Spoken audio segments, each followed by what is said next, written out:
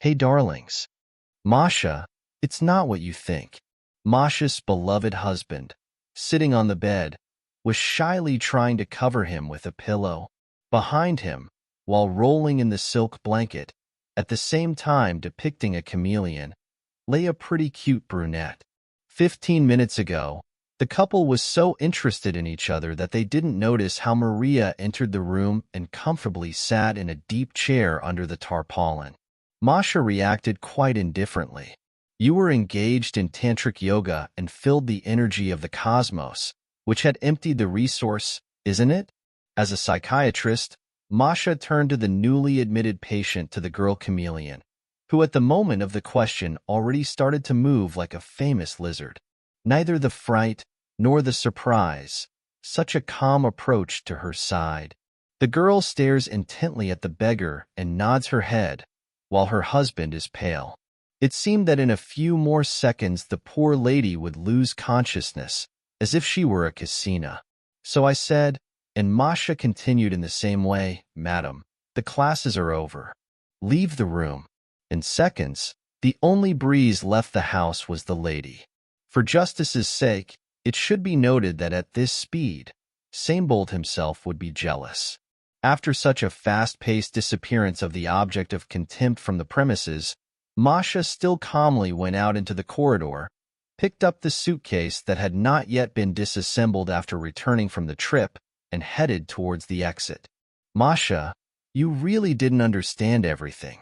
Tried to stop his wife, who was already standing in the doorway, still covered with a pillow, with her husband completely undressed. We have nothing to discuss with you. Still, calmly, not turning around, Masha answered, leaving the house. A thought was pulsing in her head. It's good that the driver didn't let go.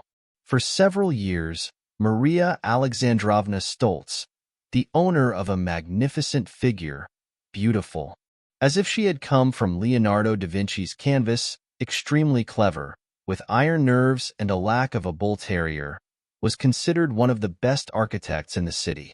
To all the above, Masha was the owner of a cozy and flourishing, rather large design bureau, the only weakness of such an iron lady. Her beloved husband was a regular, Anton Semyonovich Stoltz. However, let's get back to the office. Things were going so well that for several years the company was considered international. To maintain its status, in order not to fall into the mud, Masha, as the owner, often had to go out on construction sites located far from the borders of her homeland. Another project was carried out by Maria Alexandrovna H. to South Africa, where a complex consisting of several dozens of two-story elite cottages was built under the guidance of her company. The problem was in the location of the project. When developing the site, it turned out that the work site was not a particularly pleasant detail. It turned out to be a sacrificial drop of the local respected tribe. Mr. Agak, I've been trying to explain to you for an hour that we signed with Mr. Jelani all the necessary documents a week ago. Here, already the second hour, waving in front of the face as a fan, signed by the contract, under the setting sun. Masha tried to find out from the prophet why the construction has stopped. Madam, and I tell you that Mr. Jelani has confused something. Here you can't build anything, which has confirmation. This is a ritual stone. Agak was tired of explaining to the beautiful but annoying lady the local customs and customs. So, stop, the carousel is enough for me. Masha realized that the conversation was going in the third circle, and the text was not even changing. Mr. Agak. Masha's nerves gave up. We are now with you. We get in my car and go to Mr. Jelani's office. There we will decide something. In the end, the contracts are signed, the money is invested, the terms are in place. I agree. The prophet nodded politely. He himself was tired of this conversation leading nowhere. In minutes, Agak and Maria Alexandrovna, awaiting the third participant of the upcoming battles, enjoyed freshly brewed coffee and a light breeze of air conditioning in a strictly laconic office with huge panoramic windows, taking the cozy guest chairs of Mr. Jelani's office. I apologize for the wait. Smiling with all teeth, a naked dark-skinned man in an expensive suit came in. Madam, what brings you here? Greeting Maria, kissing her hand. The owner of the office was in his legal seat. Here's Mr. Jelani. Having finished his coffee, the martial-minded Masha put an empty cup on the table and continued, sitting in her office. I do my usual work with full confidence that we have achieved all the necessary consensus regarding our project, and the construction is going according to plan, and here it is completely random to find out that we have a whole week of simple work. I have to postpone all the things, transfer important meetings for my business, losing a lot of money and flying here. At this moment, Maria Alexandrovna became like a big and quietly hissing, a cobra who was studying the mouse that was thrown at her as a lunch.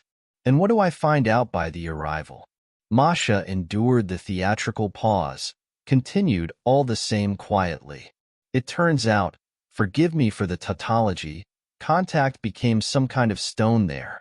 The clearly focused look of Maria Alexandrovna on the host's tray in the office made Mr. Jelani cough, and I will try to find out what the problem is and solve all the questions in the next week.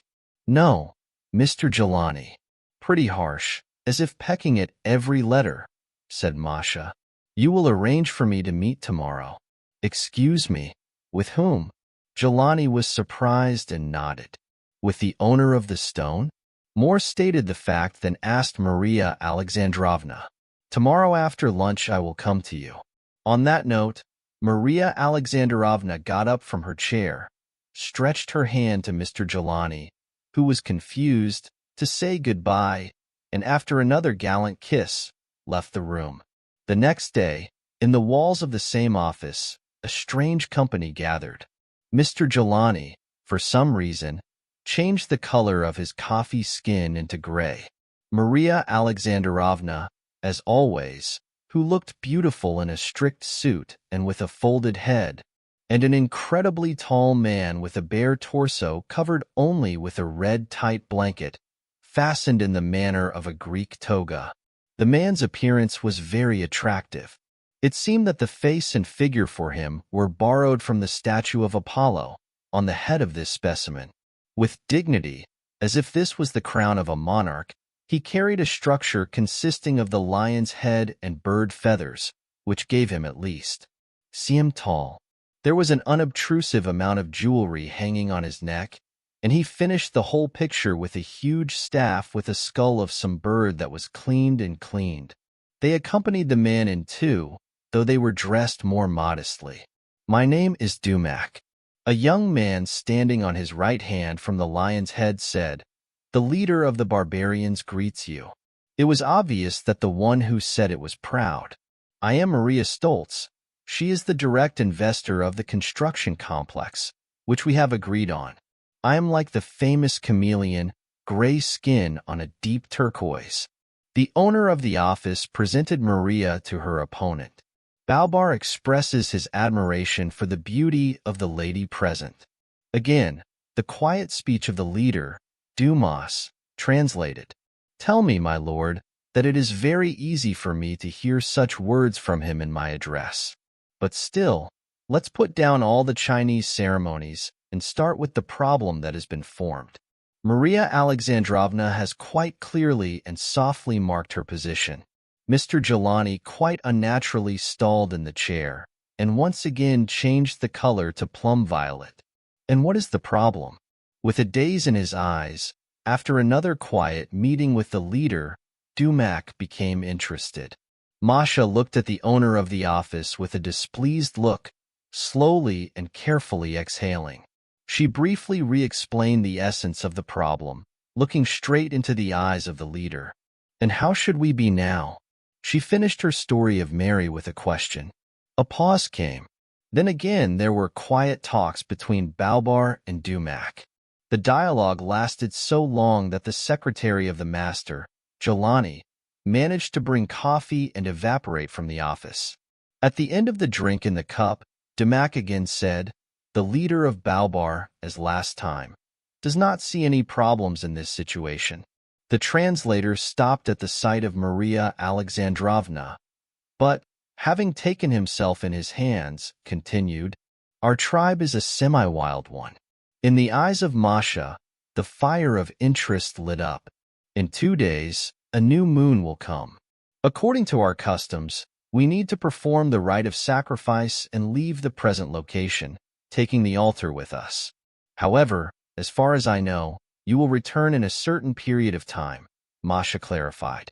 You are right, Maria pointed out in a senseless way. Absolutely right. The translator confirmed it again. Well, how could it be? Masha barely held back her boiling emotions. You understand that the appearance of a bloodied stone in the middle of a green garden will not give our company a high rating. Maria was ready to boil down from the hopelessness of the situation, but at this very moment, Damaki managed to surprise Masha in the good sense of the word. There are no problems here, said the translator. At the moment of our return, the moon will be in the house OB, which according to our laws requires the placement of the altar absolutely in the opposite place from where it is now. Well, then our question can be considered solved. Smiling in response, Maria Alexandrovna gave an unspoken summary of the meeting. You are in the right again. Of the Dumas talks. If that's all, then let us leave such a warm company. Put an unobtrusive end to the Dumas talks. Masha looked questionably at Mr. Jelani. The owner of the office changed the color again. At that moment, it turned out to be a shade of purple roses. Of course, always glad to see you in my office. For the first time in all the time of the talks. With his head bowed, he answered, getting up from the table to welcome the visitors. The leader and 2 of his companions left the comfortable chairs and headed out of the office. However, at the very exit, Balbar suddenly turned around and, without coming to the services of his own translator, in a rather clean Russian language, turned to Maria. Maria Alexandrovna, you are an amazing woman. I haven't seen people like that in a long time. Allow me to present you a certain businesswoman. Masha was very surprised by such a rush from the leader, but the upbringing and etiquette did not allow her to refuse the gift. Of course, without showing off. Masha smiled. I will be very proud. Mr. Jelani, who froze near the wall, absolutely did not understand what was happening, changed his color again. He took off his own neck. One of the amulets, a small bone medallion, hung on a fine leather cord. The gift was of very delicate work. In the form of some kind of this will help you solve all your problems. You will understand for yourself. Go back to your home. But for now, don't be surprised. With these words, Balbar and his companions left the office. In the morning, 2 people were standing on the runway, Maria Alexandrovna and Mr. Jelani. I hope I won't have to stop working in Russia to personally solve such questions. Standing near the path, as if counting her own son, Maria asked her companion, I think I won't have to. Again, kissing Masha's hand, smiling like a spoiled teenager, Maria told Alexander, Mr. Jelani. Yes, by the way, my friend, what happened to you yesterday at the meeting with Balbar? As if Masha was suddenly interested in Jelani. And what was wrong? The companion answered, but how to put it? Thought for a second, Masha.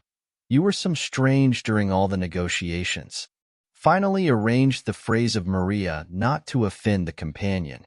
Mr. Jelani, trying to hide behind the mask indiscriminately all the emotions associated with this question, a little silent, as if solving a dilemma within himself, worth saying or not. However, after a second, his face was mimicked and made his inner decision. The thing is that, while walking the Beobera, rumors are going around the continent, as if to say, Jelani coughed and continued. Rather, this is no longer rumors, but full-fledged legends. Masha reflexively turned into one big ear, showing interest in this issue to everyone. Jelani coughed and continued, saying, The leader of Balbars is the strongest shaman on the continent and has access to such places, where an ordinary person cannot even get there after death. A little embarrassed, he gave the local secret to Mr. Jelani. Oh, stop, Mr. Jelani. Masha smiled. You are an adult, a wealthy man, and believe in all this nonsense? It is clear that for me, it's quite normal. Every nation has its own rituals. Hindus do yoga and don't eat cows.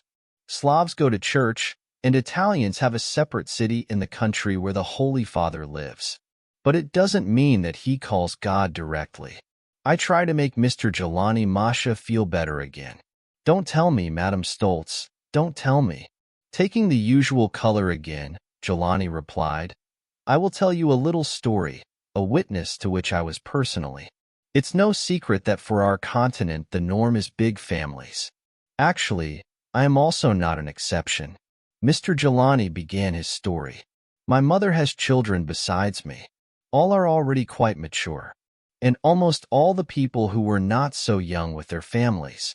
Jelani was silent for a moment, apparently remembering her brothers and sisters.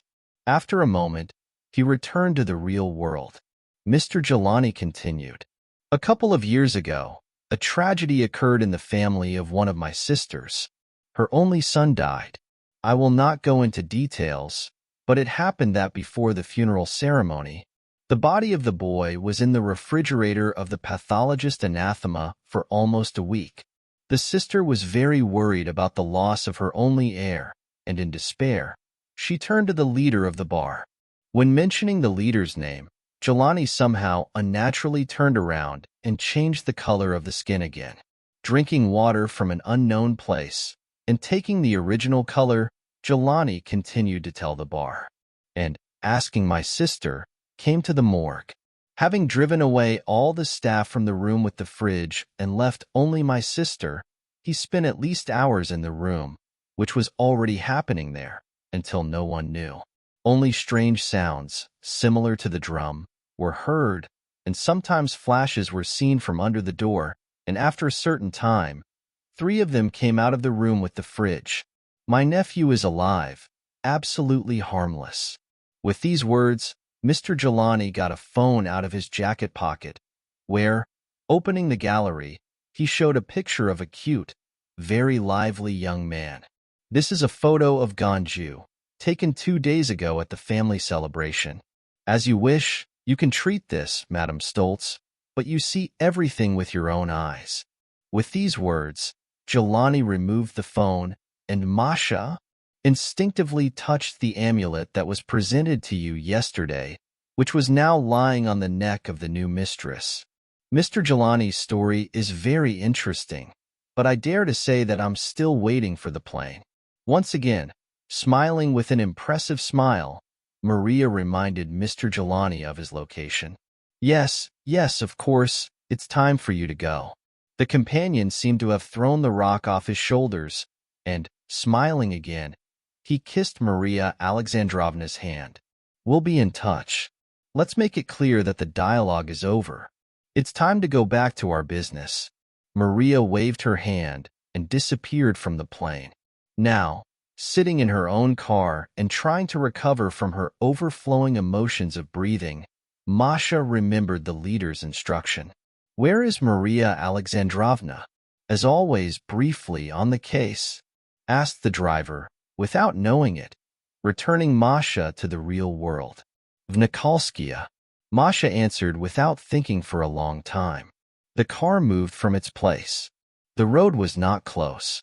From the overburdened stress, Masha was in a deep sleep. Having decided not to resist the internal call of the body, comfortably lying on a wide seat, Maria Alexandrovna fell asleep. The car stopped closer to the morning. Maria Alexandrovna arrived.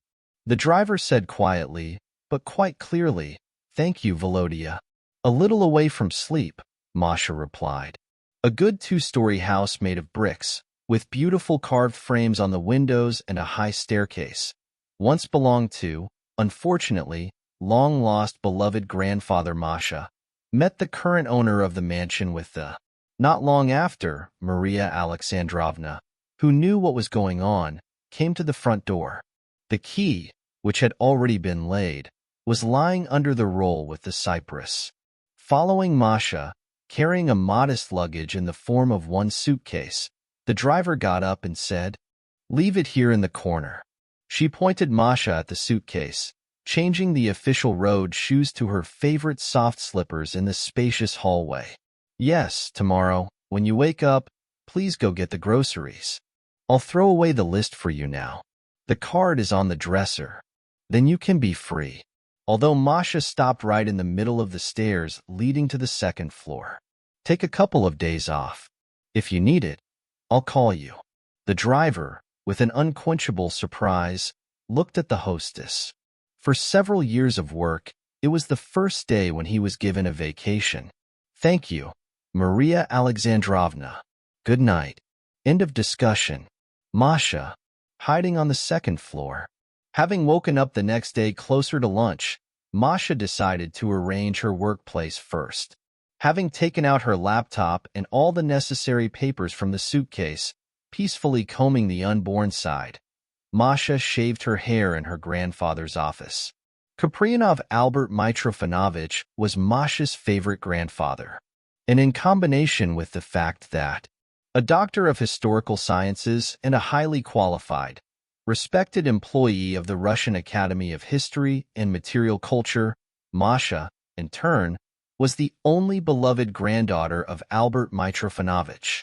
Opening the door to a spacious room with carved furniture, high shelves filled with all sorts of books and encyclopedias, Masha involuntarily remembered those quiet evenings when her grandfather, sitting in a deep chair, he read her another adventure novels, and she, being a little girl, turning around on a cozy sofa, standing in the corner, like a plush kitten, looked at the moon through large wooden windows, pulled by light curtains into a small flower, and fell asleep to the pleasant timbre of grandfather's voice. Leaving documents and notes on the table, Masha decided to walk the shelves in search of familiar literature. However, this idea was distracted by the sharp sound of the hall.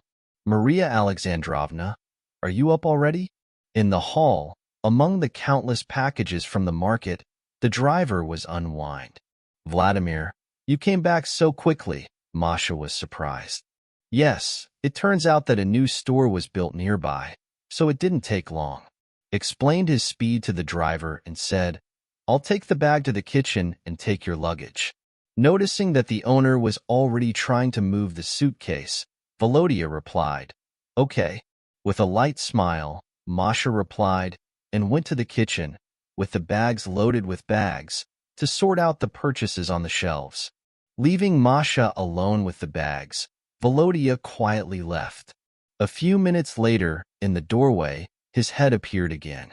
"Maria Alexandrovna, the suitcases are in your room. I'm going." With some care, the driver said, "Close the door behind me, just in case." After a quiet, rainy steadicam, Maria Alexandrovna went to lock the door behind the driver. Returning to the kitchen in a few seconds, Masha found that someone had quickly passed behind the open door of the refrigerator, leaving behind a barely noticeable cold. Masha looked out the door, and there was nobody in the room except for a bunch of packages, undone food, and a boiling kettle. Having decided that it would not interfere with the temperature in the house, Masha took a bold step to go to the boiler room. She did not have to go far, so she followed the door behind the refrigerator to the basement floor, where the wine cellar, laundry room, and boiler fueling were built with the care of her grandfather. Having turned the regulator knob almost to the maximum, in a slightly better mood, Masha was about to leave the. With some trouble and at the same time relief, Masha spoke out, lowering the warily raised spade. Between two drawers, taking a good piece of Parmesan from the supplies, sat a well-fed mouse. "You need to entertain yourself as a cat, otherwise you will be in trouble." Masha smiled, grabbing a bottle of Dom Perignon from the pig's shelf. Masha spent almost the whole day in the kitchen, in the meantime, dropping the phone calls of her husband and her secretary, who had lost her boss. By the evening, lasagna was ready, the table was served, and the game room was open. Having put herself in order and was going to arrange a small reception for one person, Masha already approached the table as if a knock had been heard at the door. "Who else is there?" A little disappointed, asked Masha a rhetorical question of herself, and with the mood to turn her head, whoever it was, went to open the door. Behind the door, except for a slight twilight and the flickering lights of the neighboring houses, there was no one. Am I going crazy? Closing the door and, used to turning to the mirror, gazing at its reflection in the large old glass, once left by the grandfather in the hall, Masha asked herself a question again. For a moment, it seemed that behind the beautiful lady, a barely noticeable gray haze gathered. "No, you can't go down." Suddenly, she gave up her spirit. Masha trembled and froze in place, afraid to move. The haze behind her back, in a few seconds, took on more clear outlines. Because of the back, her beloved grandfather looked at her. Only thanks to her ability to hold herself and her emotions in time, Masha held on to her feet and didn't faint. "Bayer." Masha shook her head. "Don't try it. It's really me." She gave up again. As if trying to reload, Masha closed and opened her eyes. The silhouette of her beloved grandfather became only clearer. But how? Still not believing her eyes through the falling tears, Masha barely spoke. A light wave of emotions still managed to cover the steel nerves of the Iron Lady. "So much time has passed. Take off the amulet, and you will again stop seeing me." The grandfather smiled, hugging his granddaughter with one hand, the other pointing to the reflection of the pendant given by the leader. Feeling a slight coolness on his shoulders, as if only on this part of the body the temperature will now rise, Masha suddenly wiped her eyes. "So it's him. You can check it." Grandpa smiled positively, nodding his head. Masha, with one hand movement, took off the cord from the neck, on which the gift of the leader was hanging. Grandpa's display disappeared instantly. Only the cold remained in the area of the shoulder. Oh no! Still not believing what was happening, Masha returned the pendant to her neck. The ghostly haze appeared again in the reflection. She was convinced. She smiled with kindness. Grandfather hugged Masha on her second shoulder. What else could this thing be? With a childish excitement in her eyes, Masha turned her head to the side where, according to the instructions, Grandfather was standing. It was empty there. Having turned her head back to the previous position, Masha realized that she could only see her beloved, lost relative through the mirror. "I don't know for sure, Button. I don't know for sure." Once lost his smile, the old man replied, "Oh, God." With this amulet, Masha smiled. "I miss you so much. I want to tell you so much. Come on, come on." Smiling again, the old man lay down on the hanging bedside table. Masha sat next to him. Until the very morning, as if a great literary for kind-hearted listeners, Masha told the old man what happened to her over the last 10 years. The spirit of the deceased. He listened to his beloved granddaughter and only occasionally stroked her gently with her hair. Masha was so involved in her story that for the first time in her life, she did not notice how slowly but surely she fell asleep right there on the couch under the hanger. Masha tried to understand whether it was a dream or really all evening she talked to her beloved grandfather. The phone did not keep silent.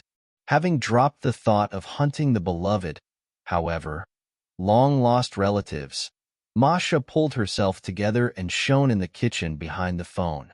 The party of the restless alarm clock was performed by her husband. In front of Masha's eyes, the picture of yesterday immediately surfaced. The evil was mixed with the hatred of the universe, and the consciousness was instantly attracted. Masha pressed the button of answer. "Morianachek, I'm sorry. I'm a fool." She managed to wash the pipe, while Masha was getting some fresh air to make a long tirade, which she planned to put in the pterodactyl, Neanderthals on the first stage of development, and the stick-to-stick, which he actually learned to use only yesterday. However, as soon as Masha opened her mouth, in order to voice all the above, the evil was removed with her hand as if by a magic wand. Morio, come on, Morio.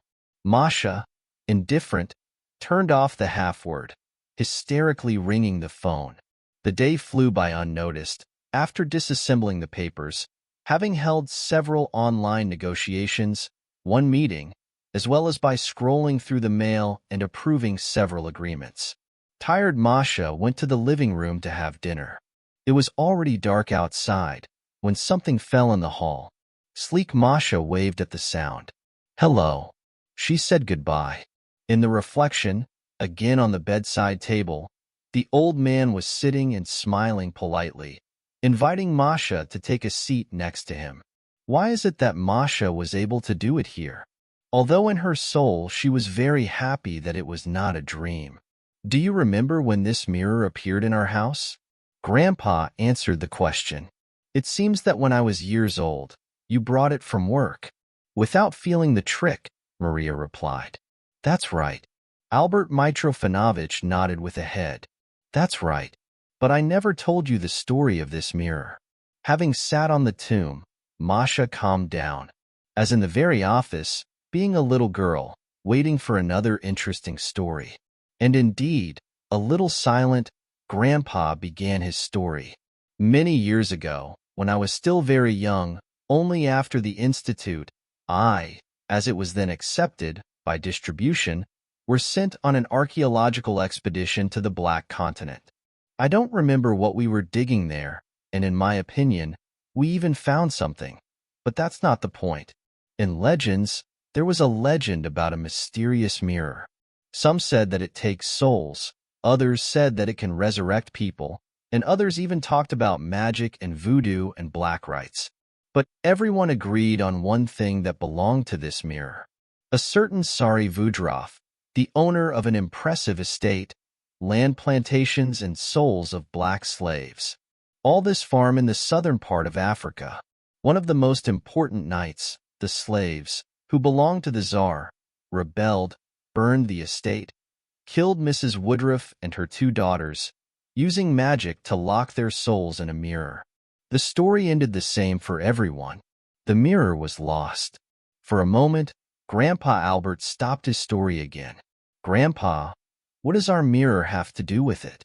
Rosanna asked Masha, closing her mouth when she opened it. "I didn't give much importance to this story either," said my grandfather. However, after about 2 decades, having graduated from the doctorate and working at the academy, I was sent to the historic symposium in Paris. There, walking through one of the famous French flea markets, I came across this mirror. For some reason, at that very moment, I remembered that legend about a mirror from the Black Continent. This, of course, was probably 1/1,000,000th of 100%, but according to the description, it was very suitable. I must say, I acquired it more out of the guy's intentions and some kind of a. Albert again said. For a few seconds, Masha stretched out a little, trying to stretch her swollen back. "That is, you want to say that this is the same mirror?" "Uh-huh," said the old man. "Moreover, you can see me only in this mirror, and only if you have an amulet on your neck. It can be seen that they are somehow connected." Looking at the figure that was twisted, Alberto, sitting on the chair in his head, Masha had a thought. "Grandpa, why don't I move the mirror to the living room now, and you can sit there on a comfortable sofa?" "Come on," smiling, answered Grandpa, and the image disappeared in a moment. After a little, as soon as she sat down with a cup of coffee in front of the mirror, in a second, a grandfather materialized nearby. "I figured out something here." Albert held his pause. "In general, they say that this amulet," the grandfather pointed out to the leader's finger, "can move souls." "Very interesting." Masha's eyes lit up with a nefarious fire. "But how?" Not noticing it, Masha gently touched the amulet for the protruding petal. "With the help of some complicated ritual. But why do you need it? Grandpa didn't understand. Well, for the sake of interest, replied Masha. For the sake of interest, Grandpa. The full description of the correct translation is in the Book of Paul. Albert again said, Masha. Choked off the cups. In my head, the idea appeared instantly. Grandpa, where can I find this book? Masha was interested in the book. The book was by Olya Stepanovna. If you remember, this is my assistant. She was in the department. Grandpa continued. She didn't get the book as a gift or as an inheritance. I didn't find out these details and why. But what was in her personal library, I saw with my own eyes. I'll give you the address if you want. Still not understanding anything, Grandpa suddenly asked. Masha almost jumped on the couch. I really want to. I folded my hands and, with my eyes closed, asked Masha. Having talked the rest of the night with Albert about everything in a row, Masha again did not notice how she fell asleep.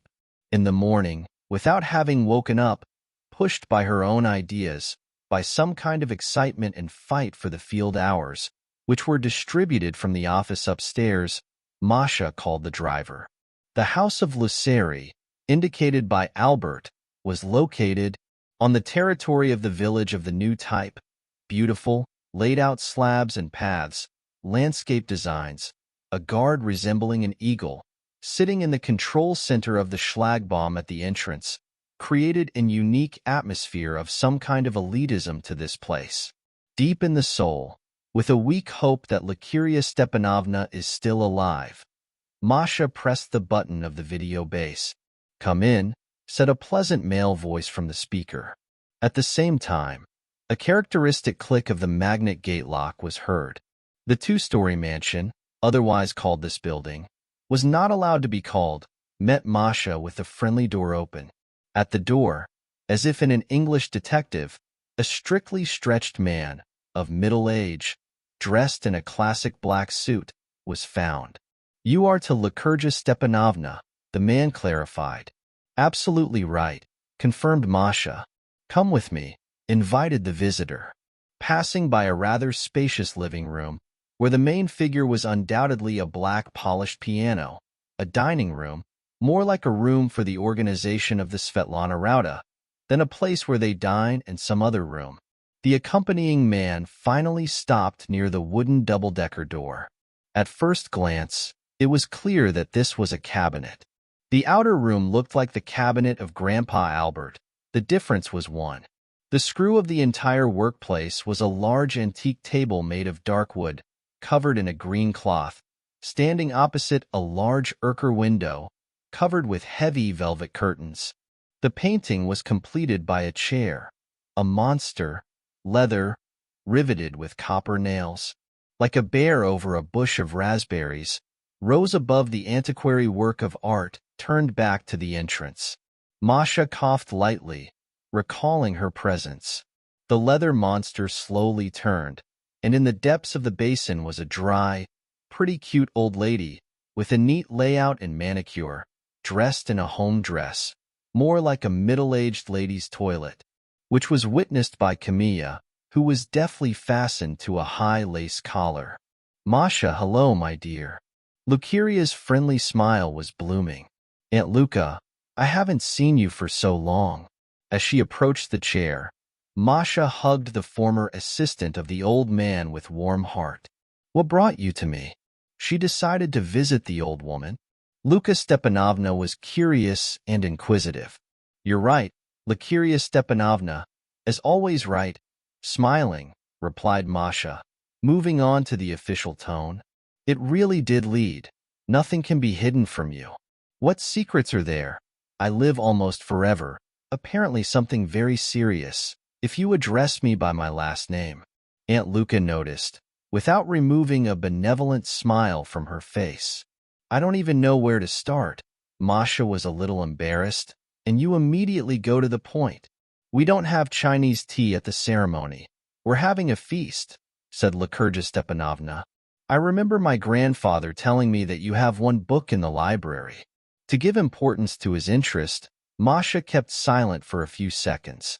What kind of book did you get so interested in? The devils played in the eyes of the ant. Paolo. Masha gave a breath. Interesting, interesting. Lucas smiled. Indeed, that's the way it is. You know that this book is not simple. With a note of cunning, Luca clarified it for Masha. What did she get a kind, a little confused nod in response? What did you suddenly need it for? Still with a trick in her eyes, continued Luca's question. I got a construction here in a row. In South Africa, I was there on the days, and by chance I met the leader of the Maasai tribe. So the locals then whispered to me all the words about their leader and this book. So I remembered. Grandpa once said in his life that you have this book. On the way, Masha came up with a light legend. By chance, you say? Luceria Stepanovna said in a thoughtful way, without showing her eyebrows, pretending that she believed in this story. Still smiling, Aunt Luca, with a light movement of her hand, smoothed the perfectly stretched piece of fabric in the area of the right corner of the countertop, barely noticeable, pressed on the flat surface of the wooden piece of wood, after which a light characteristic click was heard. Carefully lowering her hand somewhere under the table, Luca got something wrapped in an old cloth. At first glance, it seemed that the cover of the book was made of thin rays of some kind of light wood. However, at a closer look, these were bones, fastened together with a coarse handmade thread and copper wire. The corners of the cover were also inserted into copper and chicanoi pieces, as if an icon in the image. The large round seal adorned the wall cover, made of clay of a dark color. The text inside was written in ink of a strange color, not brown, not cherry red, and in combination with paper, the idea was to create the effect of an atomic bomb. The letters hypnotized their species with various pictograms, monster faces, signs, and herbs, not to mention the content.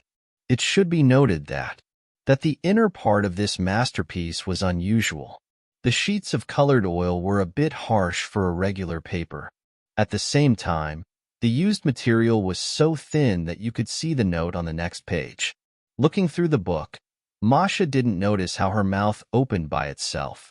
It's amazing, isn't it? With burning eyes and a mysterious smile, Lycurgia. Stepanovna asked. Very carefully, without taking her eyes off the book, Masha carefully confirmed the page. The ant pressed one of the buttons of the big commuter, standing on the table. I'm listening to you, Lycurgia Stepanovna. It was delivered from the device. Dmitri, please bring us some tea and grab some jam from the pumpkin on the way. Okay, Lycurgia Stepanovna, the commuter answered and silenced. While the old lady was giving instructions on the tea, Masha's gaze caught on several drawings on one of the pages of the book. Under the title, an exact copy of the amulet given to Masha by the leader Balbar was depicted, a mirror from the entrance and a pentacle. However, what is written in the text, how Masha did not try, so did not understand except one word, revival. Masha was excited and shivered in the chair.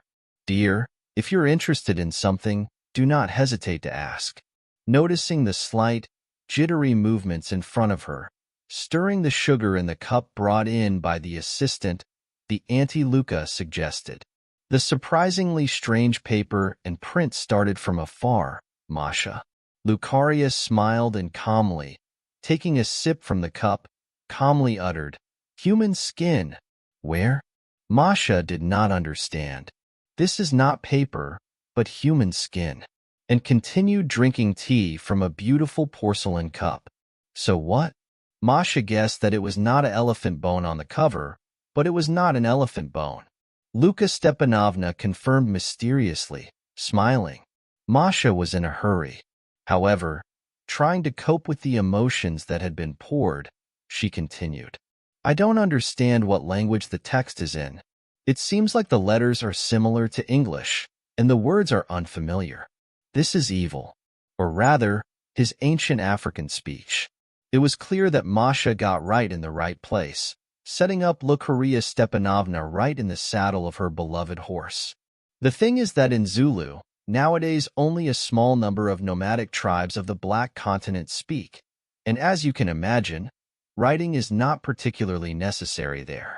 Realizing that the horse will now carry the ant far away in the inappropriate priory, Masha tried to get used to the question of her little interested excursion to the small peoples of the African continent.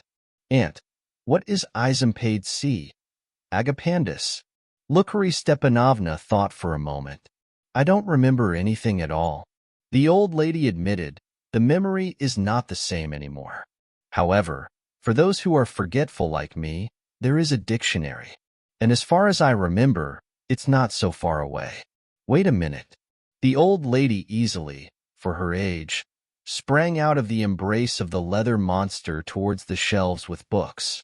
It was at this moment that Masha was waiting. Having taken out the phone with a quick movement, she took 2 pages with the description of the ritual. So she found it.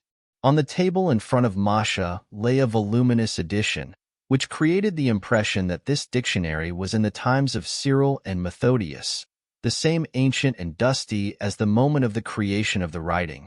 After listening to the lecture on the phonetics of the Zulu language, several stories from the life of Lukherji and memories of the hand-to-hand work with Albert Mitrofanovich, late in the evening, Masha was going home. Lukherji, Stepan, can I take the dictionary? As if without meaning, Masha asked. Take it, baby, take it, but why do you need it? Masha was surprised. I told you that I'm doing my studies in South Africa, and there is a lot of documentation. So I'll look at some of it, not in Russian, not in English. Maybe the dictionary will come in handy. Masha smiled in response. Oh yes, in a row. Lucaria pretended to memorize the morning story. Well, then I'll finish with the documents, and I'll bring it back. Agreed? Masha asked, still smiling, putting her hand on the dictionary. Well, agreed. She smiled in response to Lukerja Stepanovna, and don't forget about me. Already standing on the threshold, next to the assistant, said the old lady. I will definitely come again. I need to return you the dictionary, assured Masha, leaning to hug the ant. After a warm farewell, Masha, a little exhausted from the received emotions, almost fell on the back seat of the car. To Nikolskaya Maria Alexandrovna, as usual, asked shortly Volodya. As much as she could make Masha think, she was already at home and translated the text from the Book of Rites. A few minutes before the entrance to the house, the alarm clock's roll played the persistent sound of the incoming call. The voice of her husband came out of the phone. Masha looked at the phone screen with displeasure, and the judge confirmed that the story of Maria was not good. I'm listening to you. Masha replied quite strongly. Masha, I'm sorry, I'm a fool. I'll explain everything to you. Everything is not as you imagined. The husband started in a hurry. Stop until you say something unnecessary. Shortly, but clearly, the theatrical wall of the traitor Masha broke. We really need to talk. I'll be right there.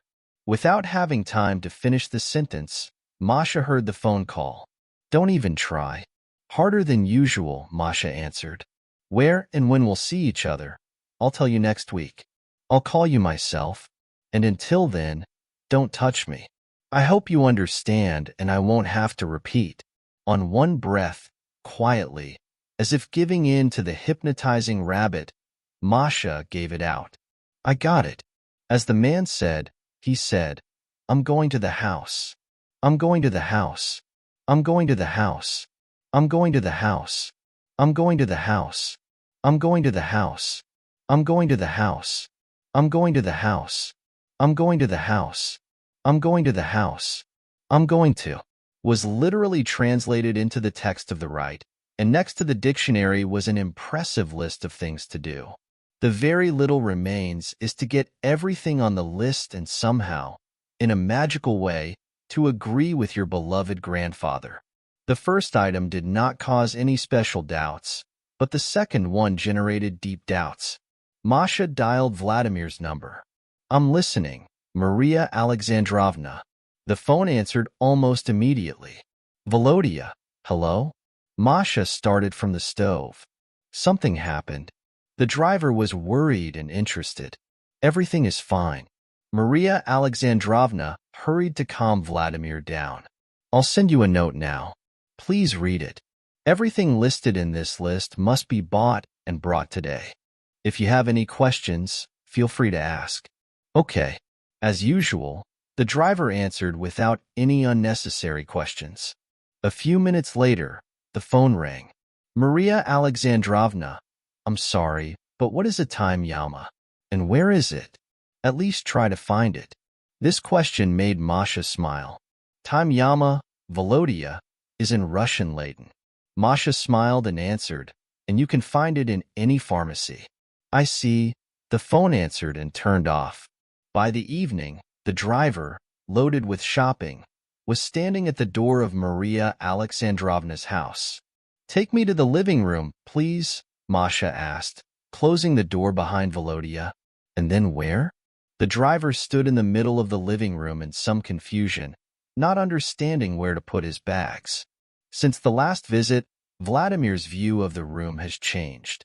Absolutely calmly replied Masha. Carefully with this package, warned Volodya, pointing at one of the hoses in which a large jar of bull's blood was being viewed, barely found on the market. Perhaps the lid is not tightly closed, explained his excitement the driver. Aha, politely shook Masha's head. Thank you very much. Leaving the purchase in the specified place, Vladimir moved out, armed with a pencil, and when she got the list of the drill, Masha looked into one of the packages. Several paper drills with dried herbs, black candles, a jar of gray salt, a lock. Maria Alexandrovna, I'm going. I left the corridor. Close the door for me. I'll get it. Masha automatically answered, marking the checked points on the list. Having closed the door behind Volodya, Masha returned to the shopping. Chicken feet, one package, piece of sorghum. You were busy. You left the mirror. Masha was shocked and shuddered. However, she quickly calmed down and continued to dig in the bags. She answered, I am looking at the purchases. A short awkward pause came and interesting purchases. A few minutes later, Albert Rudolfovich voiced his thoughts. Looking past the mirror, Masha noticed some kind of concern in the grandfather's eyes. Grandfather, Masha indecisively began, covering the package and putting the list aside. I wanted to talk to you. His beloved relative pulled his chin up with a fist, giving all the views to understand that he is ready to listen very carefully to the speech prepared for him. In the translucent reflection of the eyes, sparks of curiosity jumped in. I was visiting Lukeria Stepanovna, trying not to look, but Masha started to reflect. I was driving over the deck, my grandpa thought. Still, without looking in the mirror, as if a little damaged girl, Masha firmly patted her head. She found a right. Without removing her hands from under the chin, Albert Rudolfovich became interested. The thing is that she found, translated, and even bought everything for his incarnation. Grandpa thought. In a second, knowing the answer in advance, Albert asked the main question. Tell me, who are you going to change places with? Masha was silent, gathering her thoughts, exhaling sharply. She gave them out, and you, Anton. The room was surrounded by a sinister silence. Are you okay with it? Having raised her eyes full of hope, Masha asked with almost a whisper. In the reflection, grandfather hugged his beloved granddaughter by the shoulder. I died so long ago that I forgot how it is to be alive. The last hope faded in the frightened eyes of Masha, but then what she did not expect at all happened. Of course I agree. Grandfather smiled and shook his head like a little beloved granddaughter. A bright spark of excitement and childlike happiness flashed again in the tired look of not a little Masha. I will do everything right. Somewhere in space, as if giving an oath, Masha spoke. The next day, for Masha, he flew like a squirrel in a wheel. Having finished all the main business related to the office, having gathered the hate that had rolled into the fist, only to see the thought of the man who betrayed her again. Masha dialed the husband's number. Moryanachek gave up the phone with a scared hope. Anton's voice sounded as if he was standing on the edge of a cliff and would soon fall down. "I'm waiting for you for dinner at Grandpa Albert's house at 9 o'clock, said Masha briefly into the phone. Such a simple phrase was pronounced with such intonation, quiet and frozen, that it scared Masha herself, not to mention the opponent at the end of the wire. "I will be, only I was able to wash my husband." Anton wanted to say something else, but Masha turned off. On the eerie and emotional rise, not from anger, not from anticipation of the coming evening, Masha moved to the kitchen. Almost until the evening, carefully laying out sheets with the ceremony on the table, she prepared dinner and a living room for the reception of such a beloved and at the same time hated at the moment by a person. The universal chaos was created in the room. In front of the mirror, the old wooden shelves, which were thrown away, were exposed, where, as if a desperate artist had painted a huge pentagram of blood on the day's evil, while accidentally turning the can with the remains of blood, he did not have time to clean up. The kitchen contained decorations no less picturesque than the living room. On the stove, in parallel with the deliciously fragrant gambo, in a small saucepan, as if in a witch's pot, the water boiled from the herbs brought by Volodya, Amoya, Amnuama, Mkuhulu, Nigasais, Ngasizo, Evamizi.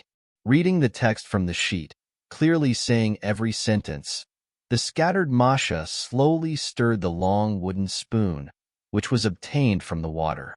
After a while, a characteristic sound came from the phone lying on the kitchen table. It worked. The carefully activated alarm clock, warning her mistress that an hour had passed before her husband arrived. It was already dark outside.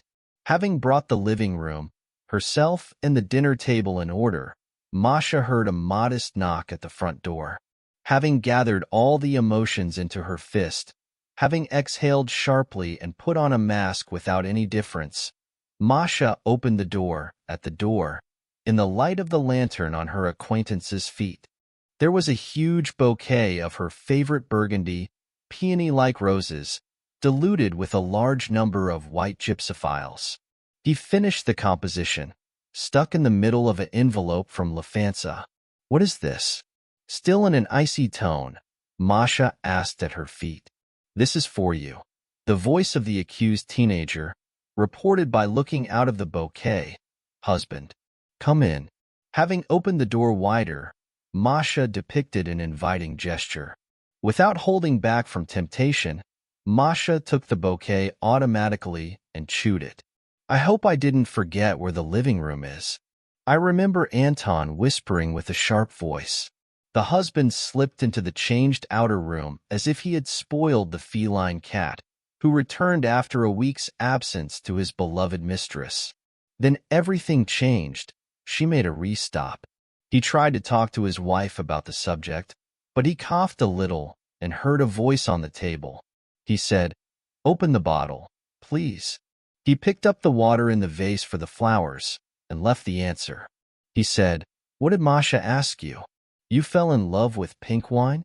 He was a little surprised, but he did the request without any hesitation. He asked again, trying to talk to his wife. By this evening, it would be perfect if it was pink. Masha was. Plan dishes, Masha took her place at the table. All the dinner in the living room was full of silence. Closer to the dessert, Anton involuntarily began to grumble on the chair. "I'm listening to you." Without breaking away from the plate, dry and short, pushed Anton Masha to the beginning of the conversation. The husband nervously put the fork, without raising his eyes for a second, thinking, took a glass in his hand. "Murenichek." With anxiety in his voice, Anton began. He was silent again, all inattention. Calmly, as if a huge snowflake in the windless weather falling straight down, supported Masha's attempt.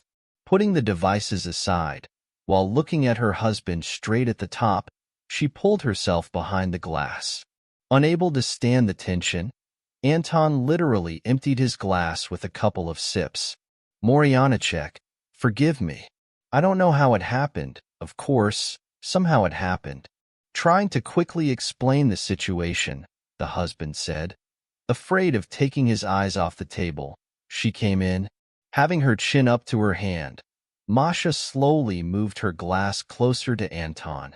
With the papers in her blouse and eye, without feeling the trick, the husband again dried the glass literally in a few sips and tried to continue the story, but nothing came out of it. The tongue suddenly became like cotton. Before our eyes appeared a translucent bloody haze, and hands and legs lost the ability to move. Feeling like a puppet with cut threads, Anton tried to move his head, but all attempts were futile. Well, finally. You should have known how difficult it was to put the boiling water in a sealed bottle of wine. Moving the plate away and getting up from the table, Masha sighed. I thought for a long time how to move on. It was painful and hurtful. It hurt so much that I didn't want to live.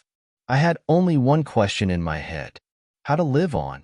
Masha, without any trouble, gently moved the table aside and turned the carpet, carefully covering the bloody pentagram on the floor all this time. However, the decision came naturally. And I'm sorry, dear, but you can't fit into my next. Anton tried to say something, to justify himself, but he failed. His owner's body still didn't obey, and the bloody haze in the eyes with every attempt to move was getting more and more dense, reducing the visibility of what was happening around. Having opened the granddad's rarity room, proudly recreating the atmosphere of the antique living room, Masha took out a few large candles of an unusual, dark cherry, almost black, a lock, a red thread and scissors. For all of you, you will remain my legal loving husband, placing candles at the ends of the pentagram and laying out the remaining items by the mirror, continued Masha. I will only slightly correct your essence. From what I heard, inside Anton began to wriggle a nihilistic Oznaub. The animal was terrified and confused about what would happen to him. Masha, having made every effort, with great effort, moved a heavy chair, on which the wife's softened body was placed in the middle of the pentagram. A traitorous hour-long fight broke out from the top of the cabinet. Kulu, Ukulendili, started to say the spell Masha loudly and clearly, going to the center of the pentagram and hanging the pendant from her own neck to Anton's neck. With the last betraying blow of the clock, in the reflection of the mirror, a familiar face appeared, and then the rest of the silhouette of Albert Mitrofanovich. Elio Setek. A familiar voice was heard over the ear of Stoltz. From horror, Anton's pupils became similar too. On 2 coffee plates. B. Dinger, Nujayan Kuensenga, continued Masha. Grandpa Albert gently hugged the lifeless body of his grandchild's son-in-law. Honestly, baby, I doubted it, but only Masha was very convincing. You know, I love her. After all, she is my only granddaughter. I can't refuse anything. Apparently, you have made girls very angry. Albert Mitrofanovich politely smiled at the old man and stroked his head. You hold on. It's quick and doesn't hurt, I recognized. And more and. He tried to move as much as he could to prevent anything from happening, but the thick, hazy veil was totally out of sight. In a few seconds, his vision completely turned off. All his thoughts disappeared after the picture. The last thing that reached the ear of the poor man was as if the words of Masha, who was moving into the mountains, were. The feeling of complete darkness, calm and steam and weightlessness covered Anton Stoltz like a fluffy blanket. It seemed that this effect would last forever, but through the thickness of darkness a familiar voice came. It was his own native voice. In the distance, a bright spot appeared. Something big and dense pushed Anton towards the light. Well, that's it. Don't cry. Anton saw himself sitting on the same chair in the center of a bloody star, calming the silent, crying spouse who had fallen to his own knees. Grandfather, I didn't believe it was possible, Masha said. Give me back, said Anton, trying to take another step towards the chair, but something heavy and glassy prevented him from moving even a millimeter. Pointing at the mirror, Anton's body took off its pendant and threw it on Masha's neck. The fog thickened, and Masha's gaze was shown by the translucent silhouette of her husband, trying to break the mirror from the inside. Moryanikik, I'm sorry. Give me back my everything. I understood everything, shouted Anton from the carved mirror frame. Masha's eyes instantly dried up, sparkled with a bad fire. She pulled the blanket off the neatly covered guest couch and, like a magician in the circus arena, the old mirror hung in one movement. Grandfather, have you ever been to the Maldives? Masha asked Alberto from the kitchen. One hand was taking off the amulet from the neck. The other hand was printing out the same envelope of Lufkin's company, all this time like a flag of freedom sticking out of a bouquet. No, I didn't have to press the button. That's wonderful, Masha smiled. Hello, Volodya? Yes, Maria Alexandrovna. I'm listening. The driver's half-sleeping voice answered from the other end. Tomorrow, pick me up with Nikolsky's wife at AM. We're flying to Maldives.